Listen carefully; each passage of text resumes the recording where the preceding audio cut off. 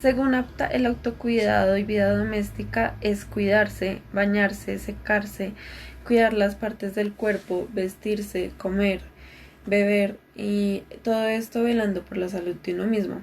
Entonces, la gestión de la vida doméstica pues consiste en realizar acciones y tareas cotidianas asociadas con la vida hogareña, tales como lo es adquirir y mantener un espacio habitable, también ir de compras, realizar tareas domésticas, cuidar pendientes, realizar trabajos de jardinería.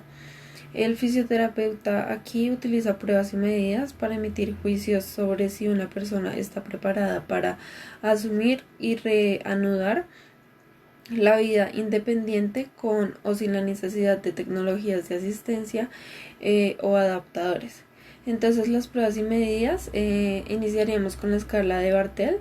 Esta pues consiste en una valoración de la autonomía del paciente para ejecutar diferentes actividades básicas de la vida diaria. Todo esto pues por medios de ítems que contienen diferentes valores. Entonces valora 10 como independiente, 5 que necesita ayuda y 0 dependiente.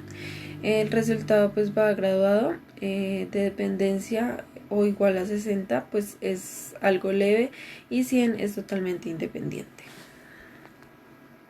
Otra prueba y medida del autocuidado y vida doméstica es el índice de CATS de independencia de las actividades de la vida diaria. Este se valora con 6 actividades de la vida diaria, donde cada una de ellas pues, puede ser independiente o dependiente mediante una escala alfabética que es jerarquizada, que va de la A a la G. Es la escala más adecuada pues, para la valoración funcional del adulto mayor, ya que valora el bañarse, vestirse, ir al servicio, desplazarse, la continencia y alimentarse. Entonces en A encontramos que el adulto es independiente en la alimentación, en la continencia, la movilidad, el uso del retrete, vestirse y bañarse. La B es independiente para todas las funciones anteriores excepto una de las funciones. La C es independiente para todas las funciones anteriores excepto para bañarse y otra función adicional. En la D es independiente para todas las funciones excepto bañarse, vestirse y otra función adicional. E es independiente para todas las funciones excepto para bañarse, vestirse, uso del retrete y otra función adicional. F es independiente para todas las funciones excepto para bañarse, para vestirse, el uso del retrete, la movilidad y otra adicional. En la G encontramos que es dependiente en las 6 funciones totalmente. Cabe resaltar que en el índice de CATS se va a valorar no mediante números, sino la escala alfabética como se nombró anteriormente. Entonces, por ende, cada clasificación de cada letra tiene un significado específico en el cual se va a ir especificando en cada una de las casillas que tiene la escala de CATS. Integridad de nervio periférico y craneal.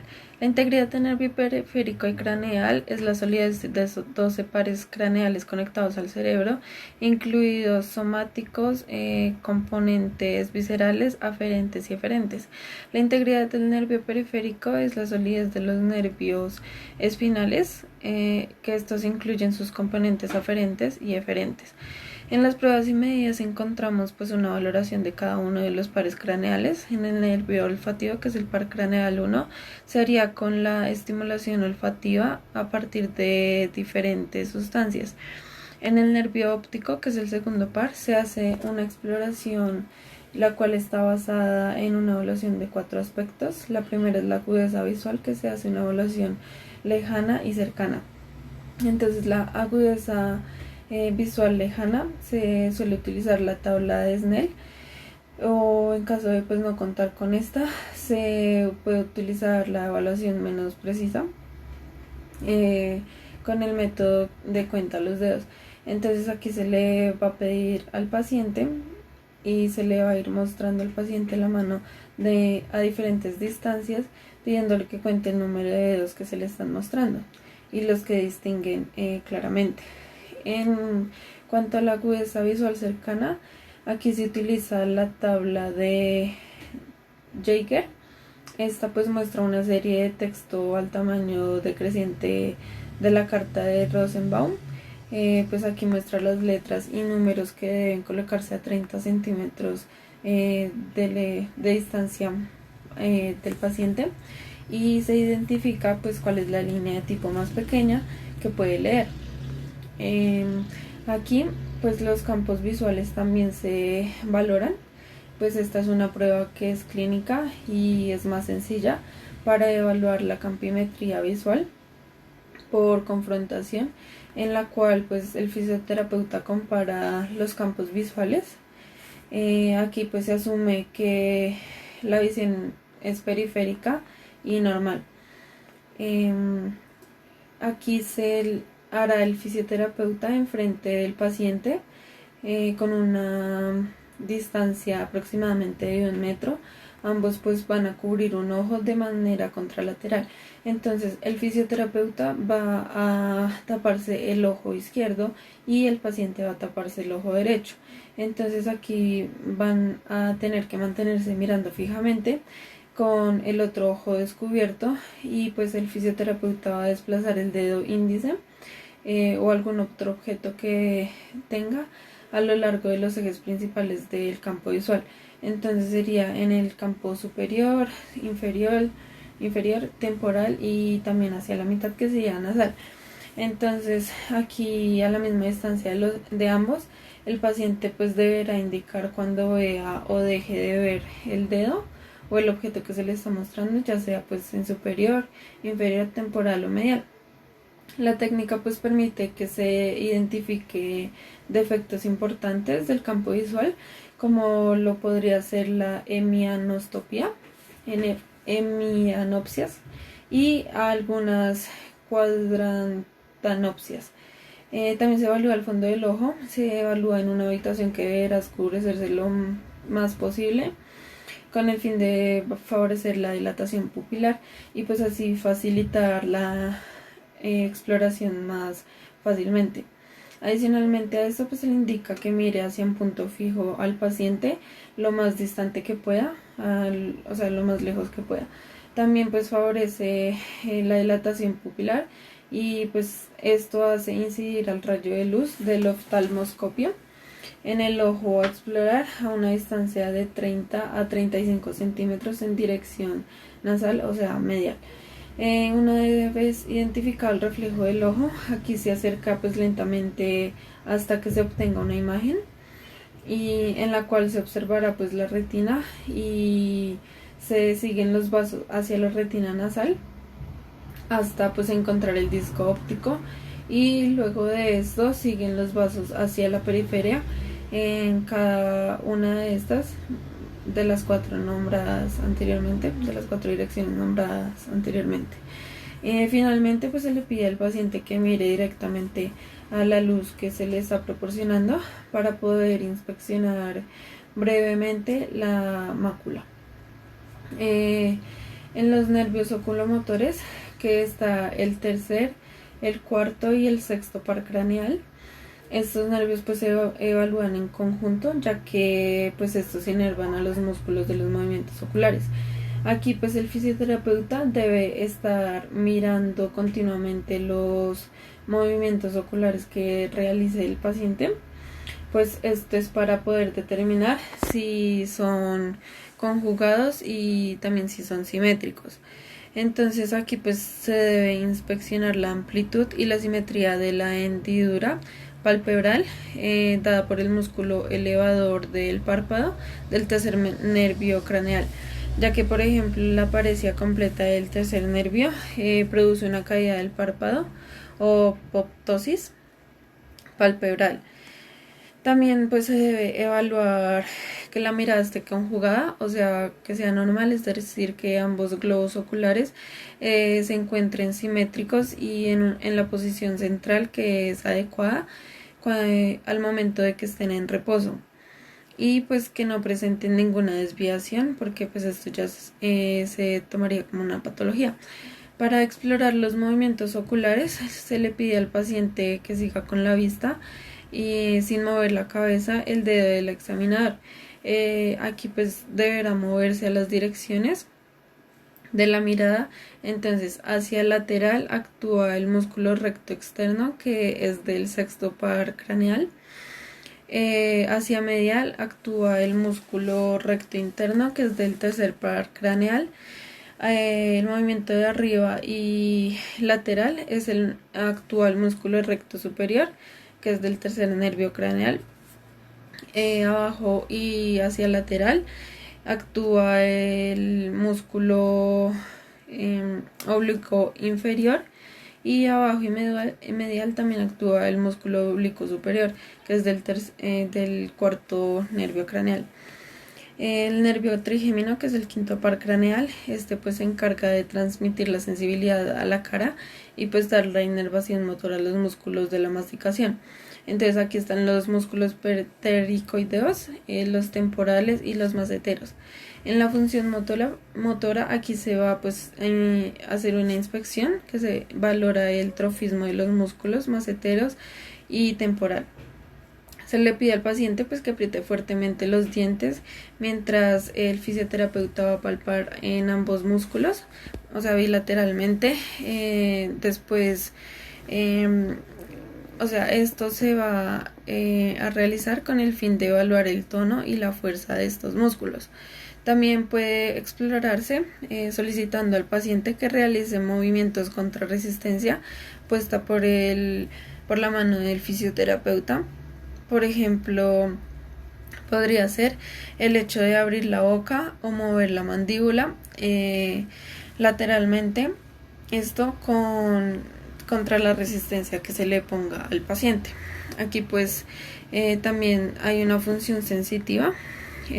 Pues aquí se evalúa la sensibilidad de las ramas de la facial táctil de las 3 ramas del nervio, la oftálmica, la maxilar y la mandibular. En la exploración completa pues requiere una evaluación de la sensibilidad del tracto grueso superficial con un objeto que sea delgado y romo, al dolor pues con el objeto puntiagudo y también a la temperatura. Aquí pues se le pide al paciente que cierre los ojos y con el objeto elegido se le coloca suavemente en el territorio inervado y pues cada una de las ramas de manera bilateral. Esto pues va a ser comparativo y de arriba hacia abajo para que inicialmente el paciente pues pueda indicar si siente o no de un solo lado, ya que puede haber áreas que probablemente presenten anestesia. Y posteriormente se le preguntará si existe alguna diferencia entre sensación de un lado y el otro. También esto puede generar o presentar hipoestesia. El reflejo corneal, pues se produce en el cierre palpebral, rozando suavemente el borde de la córnea con un objeto limpio y también romo. Aquí pues solo se recomienda en el caso de pacientes que no cooperan adecuadamente o en pacientes con alteraciones del estado de alerta. En el nervio facial, que es el séptimo par craneal, es también un nervio mixto. La función motora de es la mayoría de los músculos de la cara y pues también la sensación gustativa de los 2/3 anteriores de la lengua. Entonces pues aquí no se sugiere que se haga una exploración de la función gustativa rutinariamente. En la función motora pues actúa ya pidiéndole al paciente que realice diferentes movimientos o gestos faciales comenzando por la frente. Entonces aquí pues también se le pide que arrugue la frente, que levante las cejas, que frunza el ceño, simular dar un pico, entre otras cosas. Esto pues es con el fin de identificar las asimetrías faciales que sugieren pues paresias o parálisis de la musculatura facial. El nervio glosofaringeo, que es el noveno par craneal, y el nervio vago, que es el décimo par craneal. Estos pues se exploran juntos ya que inervan estructuras relacionadas funcionalmente, y debe observarse si la elevación del velo del paladar es simétrica y si la úvula se encuentra en posición central. Además, esto pues evalúa si existen problemas en la fonación, lo cual puede hacerse durante la horoscopia. Esto pues se le solicita al paciente que diga el fonema A de manera prolongada. Entonces, en caso de una paresia unilateral de los nervios 9 y 10, se observa que uno de los pilares del paladar no se eleva, lo cual produce una desviación de la úvula y hacia el lado pues que esté sano. En segundo término, pues se le pide al paciente que abra la boca y que se toque, y se toca la pared posterior de la faringe con un depresor lingual, y pues ahí debe observarse la contracción de los pilares simultáneamente, y el reflejo nauseoso, el paciente debe hacer como si quisiera vomitar. Este sería pues el reflejo. En el nervio accesorio, que es el 11º par craneal, este pues se encarga de la inervación motora de los músculos trapecio y esternocleidomastoideo, y por lo tanto la exploración consiste en evaluar pues el trofismo por medio de la inspección, el tono y fuerza, pidiéndole pues al paciente que eleve los hombros y que gire la cabeza contra la resistencia que se le haga de ambos músculos. El nervio hipogloso, que es el 12º par craneal, pues este da la inervación motora de la lengua, por lo tanto pues explora solicitándole al paciente que la protuya y la movilice en todas las direcciones. Entonces aquí pues estaría desviada hacia el lado. Para finalizar, según APTA, la marcha es la forma en que una persona camina, caracterizada por el ritmo, la cadencia, el paso, la zancada y la velocidad en que lo hace.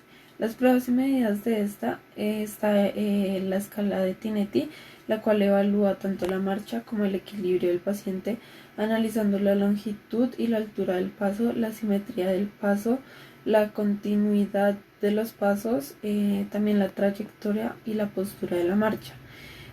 A una mayor puntuación es mejor funcionamiento.